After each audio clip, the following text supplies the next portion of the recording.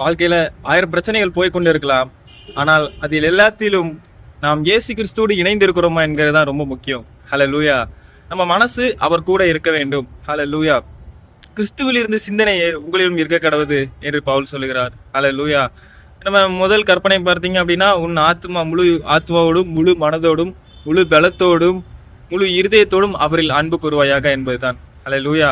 நம்ம மனசு அவர்கிட்ட இருக்கும் பொழுது எவ்வளவுதான் பிரச்சனைகள் வந்தாலும் எவ்வளவுதான் நெருக்கப்பட்டாலும் அது ஒரு சந்தோஷத்தை அடையும். ஹல்லேலூயா. ஆனால் இயேசு கிறிஸ்து இல்லாமல் நீங்கள் சிறிய பிரச்சனையை சந்தித்தாலும் சிறிய கஷ்டங்களுக்குள் போனாலும் இல்லை எல்லாமே இருந்தாலும் கூட உங்களுக்கு ஒரு ஏதோ ஒன்று இல்லையே அப்படின்னு ஒரு குறை இருக்குங்க. ஹல்லேலூயா. அந்த குறை இயேசு கிறிஸ்து இருக்கும் பொழுது எல்லாம் மாறுகிறது. ஹல்லேலூயா. இயேசு கிறிஸ்து இருக்கும் பொழுது அங்கே ஆசீர்வாதங்கள் தான். ஹல்லேலூயா. அவர் இருக்கும் பொழுது அந்த பிரசன்ஸ் இருக்கு பாத்தீங்களா, அது கொடுக்கக்கூடிய சந்தோஷம் உலகத்துல எதுவும் கொடுக்காது. ஹல்லேலூயா. திரும்ப திரும்ப இயேசு கிறிஸ்து சொன்னார், நான் உங்களை திக்கற்றவராக விடேன், நான் உங்களை அந்த ஆர்ஃபன் அனாதைகளாக விட மாட்டேன், நான் உங்களிடத்தில் வருவேன், பரிசுத்த ஆவியானவராக வருவேன். நான் இந்த உலகம் அவரை பார்க்காதபடினாலே அவரை ஏற்றுக்கொள்ள மாட்டார்கள். ஆனால் நான் உங்களுக்குள்ளே வாசம் பண்ணி உங்களுக்குள்ளே உலாவுறதுனால நீங்கள் என்னை அறிந்து கொள்வீர்கள்.